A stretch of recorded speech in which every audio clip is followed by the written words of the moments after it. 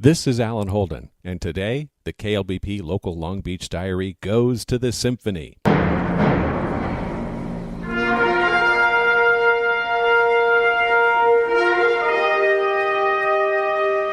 Once considered an obsession among old folks, classical music might be gaining favor with middle-aged geeks and now even millennials, thanks to a strategic traditional program of youth outreach and education. That's right, Long Beach has its own professional orchestra, and when they're not north of here recording soundtracks for the newest blockbuster, they're right here in our own Terrace Theater. While preparing for the next traditional youth concert, I was able to grab some time with the executive director, Kelly Lucera, and meet and butcher the name of Long Beach Symphony's brand new music director, Maestro Eckart Preu. How do you do? Very well, thank you. In France, they actually called me Preu, Eckart Preu. I love Agatha Christie. I love that detective. I can't say his name. Hercule Poirot. Oh, beautiful. Yeah, thank you. See, my American mouth just can't get that stuff out. Hi, Kelly. Hi, Alan. How are you? Do you go by Al or Alan? I love them both. They're like kids. I can't pick one over the other.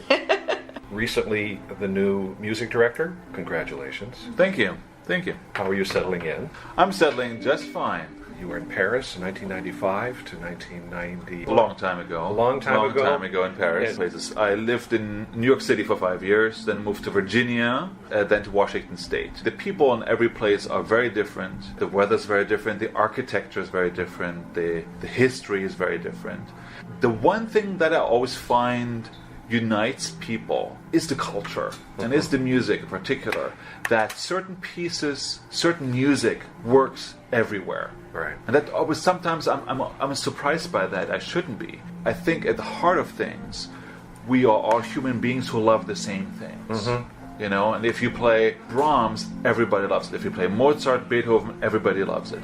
Now, if you go more to the fringe, to the musical fringe, to contemporary music, Baroque, Renaissance music, then I think it really depends on the taste of people. I find, in general, people are very friendly no matter where you go.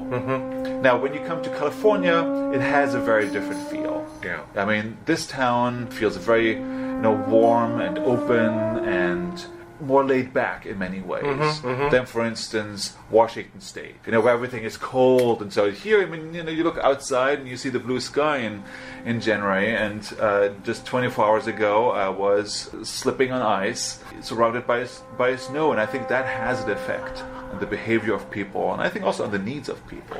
You weren't in New York and found people actually wanting you to play more Lerner and Loewe or more Broadway or modern musical pops as opposed to the more traditional? Well, in New York, there's a lot of different kinds of audiences. Now, my orchestra there was in Stamford, Connecticut.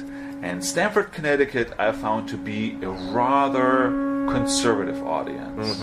They were not too much interested in exploring new things. They go to concerts to hear familiar fare, Tchaikovsky and Beethoven and Mozart. Everything beyond those three composers was something that was not necessary, absolutely necessary. I kind of call that the short list. It's a very short list because there's a lot more there. Exactly. There used to be a lot more Baroque. There used to be a lot more chamber. We wouldn't just do Mozart. We'd do his dad once in a while. We'd have other pieces in there, and I tend to see that there's kind of a short list, and I wonder if in Europe, where there's a longer history, they're more receptive to broader palette of music going farther back in time, as opposed to here in the States, where they say, we want the 3 Bs, we want the Mozart, we want maybe some Sibelius if you're lucky. I think that the narrowing of repertoire in America has to do with the need of orchestras to sell concerts. The need to have a blockbuster program every time you do a concert. When you do Wolfgang Amadeus Mozart, that has a quality seal to it. If you do Leopold, it's actually the opposite. And so I think that's kind of why many conductors try to go the safe, proven, sellable route and forget all the other great composers that are out there, but they're just forgotten, they're just not played. And I think it's a little bit of dumbing down because audiences will like other stuff too. I know. There are lecture series, lecture series, right? Lecture series. Just ask Siri. Yeah. Hi, Kelly. executive director for a symphony. The executive director for a symphony is not unlike an executive director for another arts organization. Responsibilities include overseeing a staff, fundraising, finance, concert production, marketing. Basically, you sort of coordinate and facilitate the administrative side, whereas the music director oversees the musical product. Together, we both sort of dual report to the board of directors. And it's a good checks and balance system. How much does an orchestra cost? Well, it depends on what kind of music you want to play. The 1812 Overture, Well, some with churches. So some composers write music that requires an 80-piece orchestra. If you're Mahler, it'd be a 100-piece orchestra. Mozart used a smaller group, 34 musicians, No etc. wonder you're so popular. So it depends on what you want to play and at what level you want to play it. If you want to hire a world-class orchestra, excellence costs.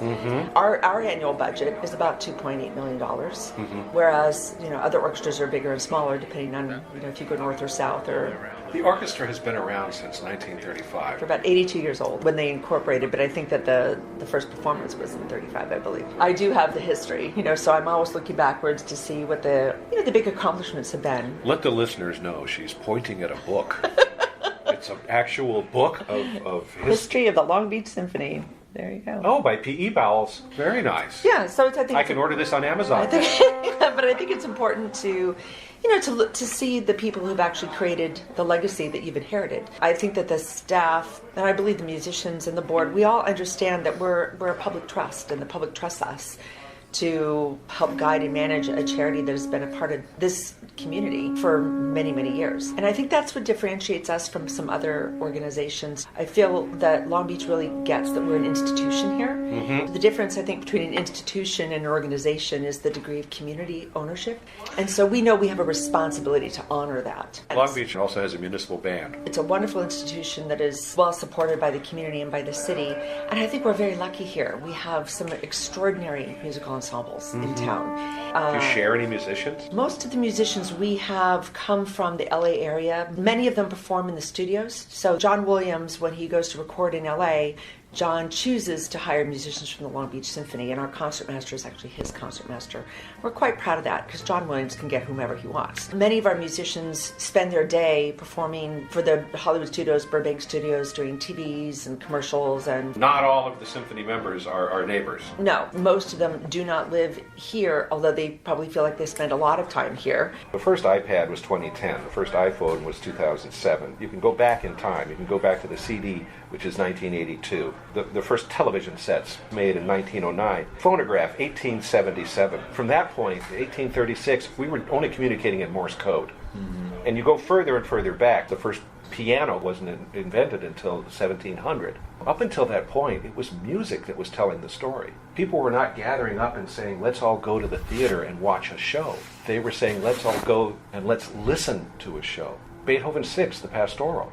That begins with this idyllic view of this beautiful countryside. And it tells the story of, literally a storm with thunder and lightning.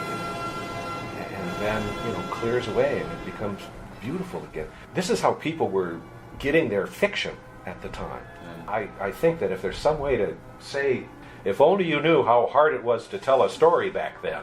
I think we're social animals, and music was always the one thing that galvanized people. They gathered together, they were telling stories, sometimes through music, they were dancing, but I think the galvanizing thing that people found together has always been music. And I think that's what people are missing nowadays by being isolated on their particular devices. The more important, the more special it is when you go and experience something as a community. Because I think the communal aspect of music is really important, not only in the orchestra, but also playing for other people. To getting out of that isolation, the fake community that you have online. I come from, my first career was in teaching. I went into the nonprofit arts world, but I choose organizations that really do put their money where their mouth is, or we would say where their mission statement is. And education has always been a very important part of this organization. We're very lucky in the partnership we have with Long Beach Unified. They have a strong music program, and so our job is to really help them sustain their program. Or we serve about 24,000 students every single year through our education program. It's an important endeavor that this board of directors and this community has come to love. We've served nearly 1 million children in Long Beach since we started bringing kids into the Terrace Theater. Served up hot steaming music. You'll see 12,000 children come in through the doors of the Terrace Theater, and as they have every year for almost 40 years. You'll see the excitement and enthusiasm in the children's eyes. And They're at school. And they dress up in their finest clothes, whatever that is. And it's not just about the concerts. We've been giving them materials and lesson plans. We have a whole Educators Advisory Council comprised of teachers in the classroom who are teaching these kids.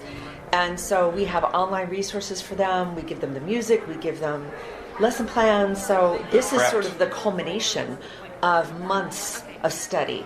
It's not just drive-by arts education.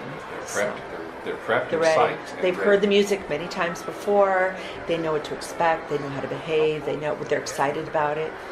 So it's a program that's very near and dear to the hearts of many of our board members, our teachers, and our donors. Well, my mom was a teacher. Aww. So there you go. I'm actually really happy that my first concerts in Long Beach are actually school student concerts. And that's always thrilling because, speak of a social event. Now, that is a social event, when you have 2,000 kids sitting there and experiencing, many of them, for the very first time, classical music. But we have the responsibility, I think, to plant a seed, which will grow at some point. Sure. I've met a lot of people that found their way into the orchestra hall in their 50s, 60s. Mm-hmm. They always say, when I was a young kid, when I was 11 years old, I went to that show, and they know the details. They remember the moment. They remember the moment, even the repertoire or some peculiar event of that student concert that they had listened to 40 years ago. That proves that these concerts make an impact. And it's not just we play once and then we lose the kids. Right. There's a certain pace in someone's life where they are ready. That's for everybody different, when they're ready for classical music, when they come off that age when you don't hit the bars anymore, or you shouldn't. Yeah, or you shouldn't. Yeah, when people look weirdly at you, then it's like, I don't belong here. When you look out of place, it's time to go hit a concert. When you listen to something digitally on your headphones, you can turn it up all you want, you can mix it all you want. It will never have an emotional impact that's even close to what you would get sitting there in the concert hall. Music works particularly well when consumed live. That's where our reason for existence is. There's pretty much recordings of anything, everything, somewhere, and pretty good recordings too. But we need now more than ever the social need for us to be together. We want to experience together, and we want to have an adventure together. If you do it on your own, it's meaningless. It's only meaningful when you share it. That's why I think orchestras and music and concert halls and concerts are so hugely important. And with that, our own Symphony's brand new maestro raises his baton for the first time in Long Beach in front of 3,000 kids who are amazingly into this. Good morning. Welcome to our Symphony Concerts for Young People. We're very excited to be here. My name is Eckart Preu. Here is the fanfare for the common man.